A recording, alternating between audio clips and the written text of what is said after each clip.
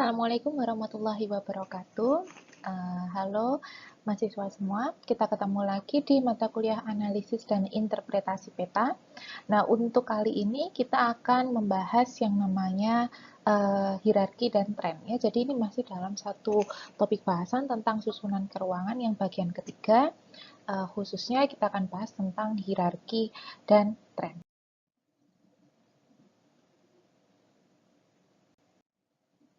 Yang pertama, kita akan bahas tentang tren. Ya, jadi tren itu merupakan kecenderungan atau dinamika perubahan objek, di mana dinamika atau perubahan objek itu bisa terjadi secara multitemporal maupun perbedaan secara keruangan. Ya, jadi dalam aspek temporal atau waktunya, atau dalam aspek spasial. Untuk temporal trend, tren temporal ini merupakan fenomena lingkungan yang dia berubah secara sistematis dari waktu ke waktu. Nah, ada objek yang dia berubah berupa siklus, tapi ada juga yang perubahannya tidak berupa siklus.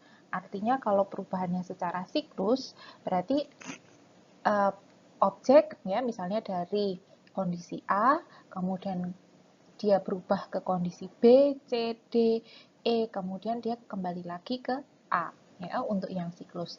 Kalau yang non-siklus berarti dari A langsung ke E tanpa kembali lagi ke A. Ya, jadi contohnya untuk vegetasi ya, jadi ada yang vegetasi yang dia misalnya padi ya, ditanam, kemudian dia tumbuh, siap panen, kemudian dia mati. Tapi ada juga jenis tumbuhan, misalnya pohon jati. Ya, jadi pohon jati tumbuh, kemudian di saat musim kemarau ada guguran, ya ada yang gugur, kemudian nanti di musim hujan dia tumbuh kembali. Ya, jadi perubahannya ada yang sifatnya berupa siklus, ada yang non siklus.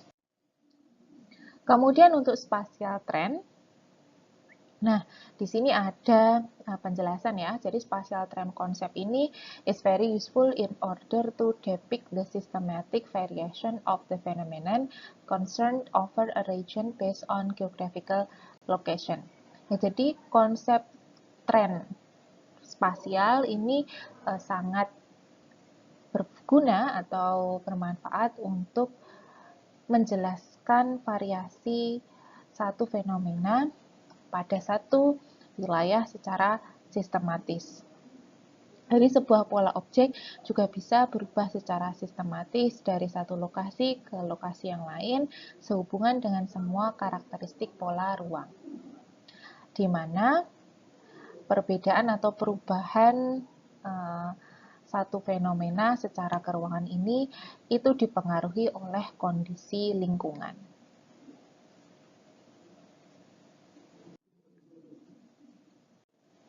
Untuk bisa melihat tren atau mengetahui tren secara lokasional ya dari aspek spasialnya, maka di sini ada fitur dalam ArcGIS namanya directional distribution.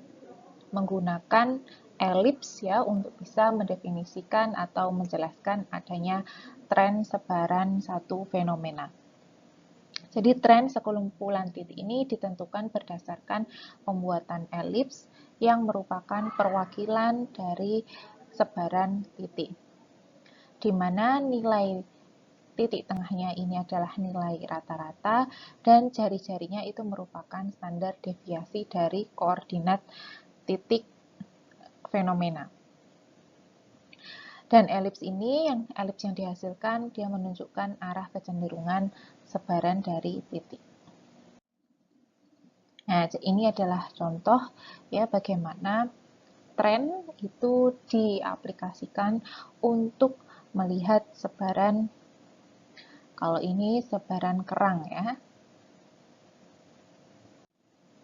Yang dilihat tidak hanya pada perubahan keruangan, tetapi juga dilihat secara waktu ya, waktu yang berbeda. Sehingga dari situ, dari peta ini kita bisa mengetahui tren lokasi atau tren sebaran dari kerang tersebut.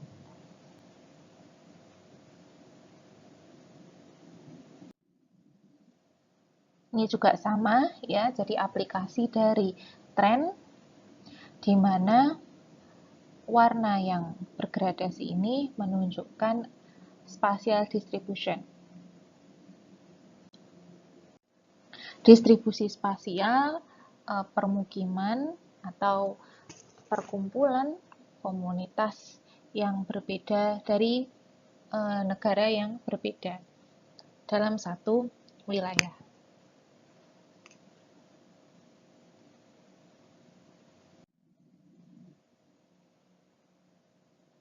Tren secara spasial juga bisa dinyatakan dengan gradient of slope, di mana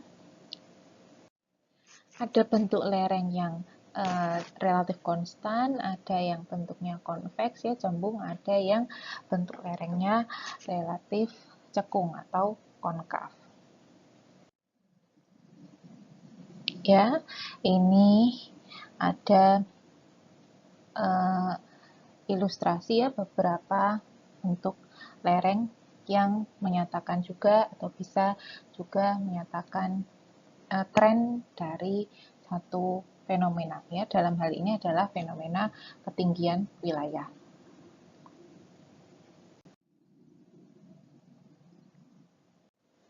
Bagaimana cara melihat tren ketinggian? Nah, kita tinggal membuat profil atau penampang melintangnya ya dari garis kontur, kemudian kita proyeksikan dan buat garis melintang atau penampang melintang untuk bisa melihat tren ketinggian satu wilayah.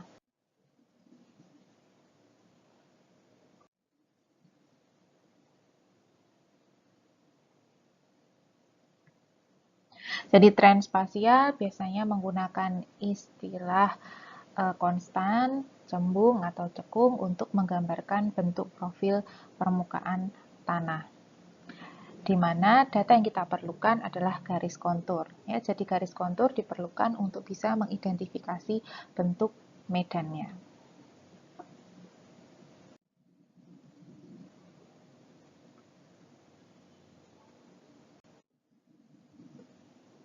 Ini juga salah satu contoh lagi ya dari tren spasial dan temporal curah hujan. Ya, jadi melihat bagaimana kecenderungan curah hujan di satu wilayah dilihat dari perbedaan lokasi dan dari perbedaan waktunya ya atau bulan di sini. Yang mana bisa kita perhatikan untuk bulan November, Desember, Januari, Februari sampai April ya itu kondisi curah hujannya rendah ya, tetapi sudah memasuki bulan Mei dia sudah mulai meningkat ya curah hujannya. Dan kalau dilihat secara spasialnya, kita bisa lihat bahwa pada area timur ya, pada area timur ini merupakan area yang cenderung lebih banyak curah hujannya dibandingkan area yang barat.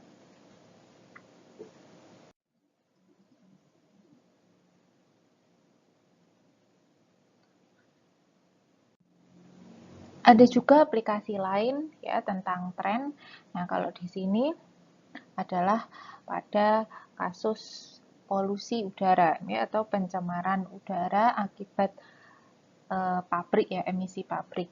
Nah, di situ kita perlu mendapatkan data lokasi pabrik, kemudian bagaimana kecepatan angin, ke arah mana angin bertiup, ya, maka dari situ kemudian bisa dibuat elips ya yang menggambarkan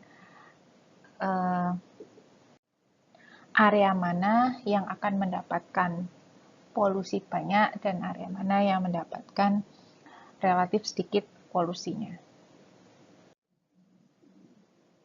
Nah, itu tadi adalah penjelasan tentang tren. Ya, sekarang kita masuk pada penjelasan tentang hierarki. Jadi, a spatial hierarchy is understood as a geographical clustering of regions where important differences exist in terms of innovation and growth dynamics between the cluster. Jadi, spatial hierarchy itu dipahami sebagai suatu clustering, ya, region yang mengelompok secara geografis di mana setiap cluster itu dia memiliki perbedaan yang signifikan antara satu cluster dengan cluster yang lain. Hierarki merupakan fenomena yang terjadi di sekitar kita, ya, dalam hal kualitas dan dalam hal pola hierarkis. Hierarki sendiri bisa kita lihat pada kondisi nyata maupun kita lihat atau kita perhatikan melalui peta.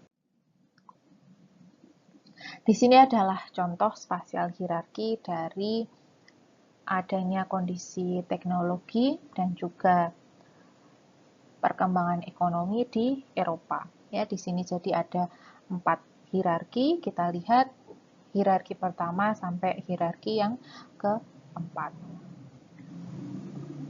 Sehingga kita pahami melalui peta ini bahwa dalam satu dataran Eropa itu ternyata ada hierarkinya, ya, dari aspek kondisi teknologi, perkembangan teknologi, dan perkembangan ekonomi.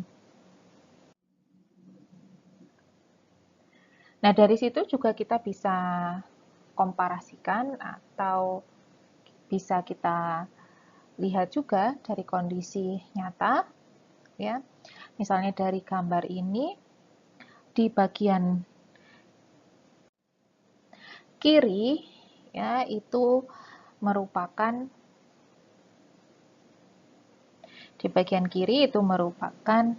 gambaran kondisi di Eropa Barat, ya, di stasiun kereta api di Eropa Barat. Sedangkan di bagian kanan, untuk yang kanan itu merupakan gambaran di kondisi di Eropa Timur. Ya, sehingga kita bisa membandingkan, ya, bagaimana kondisi transportasi antara Eropa Timur dengan Eropa Barat. Ini juga sama, ya. Untuk yang bagian kiri itu merupakan gambaran Bulgaria, ya, masuk pada Eropa Timur, sedangkan yang kanan itu adalah di Eropa Barat, ya, Belanda.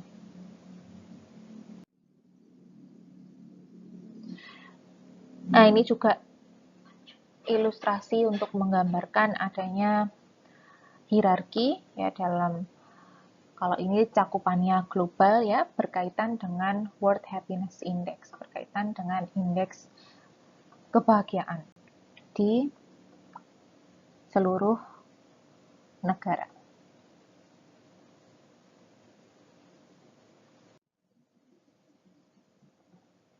Dari citra kita juga bisa melihat adanya hierarki, ya, antara atau perbedaan kondisi, tingkatan kondisi antara satu wilayah dengan wilayah yang lain.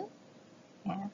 Kalau di sini merupakan gambaran citra black marble, ya, yang direkam pada malam hari sehingga kita bisa melihat area mana yang banyak cahaya lampunya, ya, dan area mana yang tidak terlalu banyak lampunya, ya, di mana lampu tersebut atau listrik tersebut bisa mengindikasikan kondisi ekonomi di wilayah tersebut. Nah, selain kita bisa melihat hierarki itu di kondisi nyata, kita juga bisa melihat hierarki tersebut pada peta. Ya, jadi terkadang peta juga bisa menunjukkan hierarki pada fenomena geografis yang lebih jelas. Contohnya adalah pada kasus populasi. Nah, di sini kita bisa lebih melihat lebih jelas ketika melihat pada peta dibandingkan ketika kita berada di wilayah tersebut secara langsung.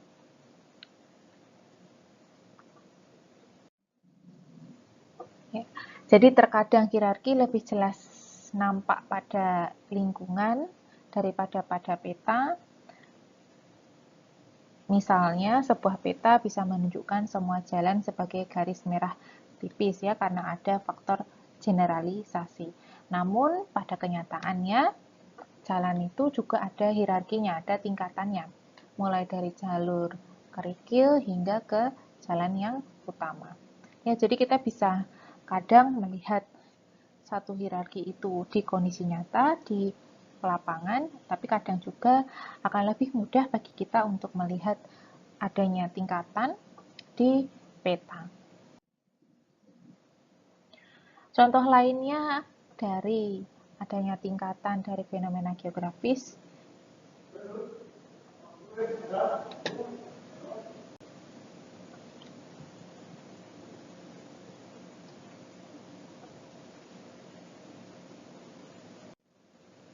jadi kalau ini adalah satu das gitu ya, kemudian kita bisa ambil subdas, kemudian dari subdas itu kita bisa lihat satu sungai, kemudian kita bisa lebih perkecil lagi melihat sungai yang lebih kecil.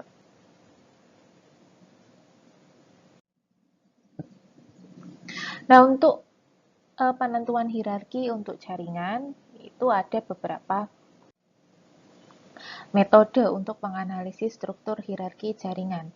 Yang pertama adalah dengan ordering atau memberikan angka numerik pada jaringan. Contohnya adalah metode Strahler dan metode Schreve.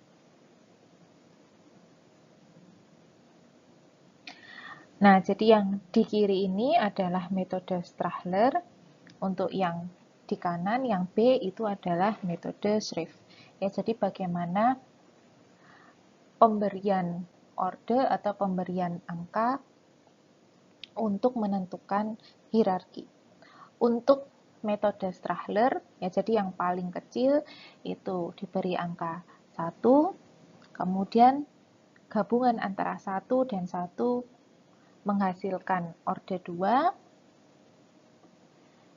kemudian 1 gabungan 1, 2, dan 1 itu dia tidak memberikan angka yang lebih tinggi, ya, angkanya tetap sama, baru kemudian ketika ada orde 2 dan ada orde 2, naik menjadi orde 3. Berbeda dengan metode Schreve, ya, jadi yang paling kecil tetap diberi angka 1, kemudian orde 1 dengan orde 1 bertemu, naik menjadi orde 2, lalu orde 2 bertemu dengan orde 1 dan orde 1 ditambahkan naik menjadi orde 4. Orde 4 ketemu orde 2, ketemulah orde 6. Ya, jadi prinsipnya adalah penambahan. Kemudian ada juga metode lain adalah metode bifurcation ratio. Ya, jadi metode ini berdasar pada perbandingan jumlah link pada setiap orde atau jumlah garis pada setiap orde. Digunakan sebagai analisis basin atau analisis daerah aliran sungai, dan dia bisa mengkaitkan atau digunakan untuk mengkaitkan bagaimana kondisi hidrologi dengan topografi satu wilayah, termasuk juga dengan kondisi iklim.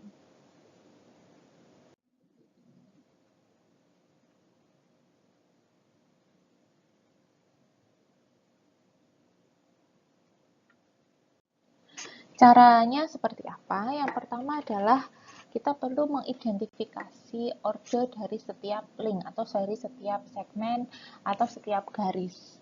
Nah, ini bisa dibedakan dengan warna untuk memudahkan. Kemudian kita hitung jumlah segmen atau jumlah link pada setiap ordenya. Dari situ kemudian untuk mendapatkan nilai RB atau rasio bifurcation-nya, kita bandingkan antara link pada satu order terhadap link dengan order yang lebih tinggi. Ya, jadi jumlah segmen atau jumlah link dari satu order dibandingkan dengan link di order yang lebih tinggi.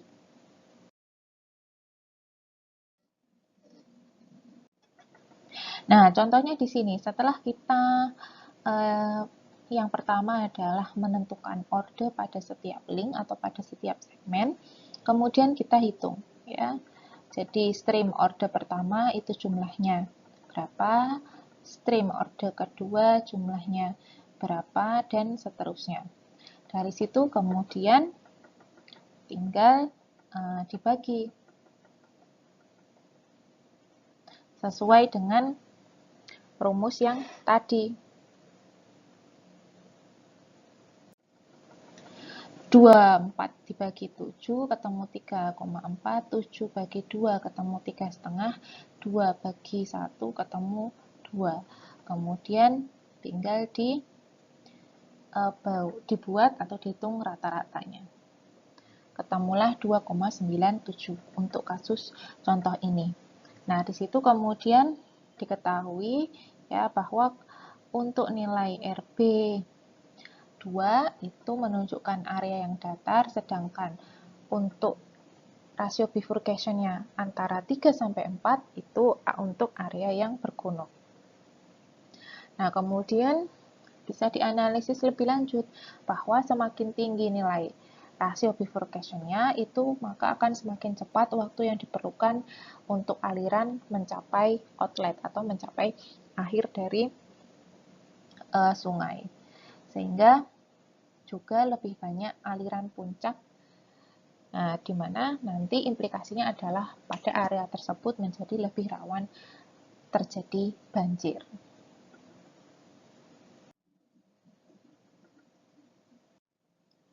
Nah, setelah kita melakukan analisis RB pada satu das, kemudian kita bisa membandingkan nilai RB satu das dengan RB pada das yang lain. Sehingga pada analisis lanjutan nanti, kemudian kita bisa melakukan interpretasi kondisi geologi dan juga kondisi iklim, ya, membandingkan antara kedua das tadi. Nah, jadi itu tadi adalah materi kita untuk minggu ini. Jadi yang pertama kita membahas tentang tren, dan yang kedua kita membahas tentang hierarki. Ya, jadi tren merupakan perubahan satu fenomena yang bisa kita lihat secara spasial maupun secara temporal, sedangkan hierarki itu menunjukkan adanya tingkatan dari satu objek atau dari satu fenomena, ya, di mana setiap tingkatan itu memiliki perbedaan tertentu. Ya, jadi terima kasih atas perhatiannya untuk minggu ini. Jangan lupa untuk absen, ya, sudah saya sertakan password presensi. Saya tutup. Terima kasih. Wassalamualaikum warahmatullahi wabarakatuh.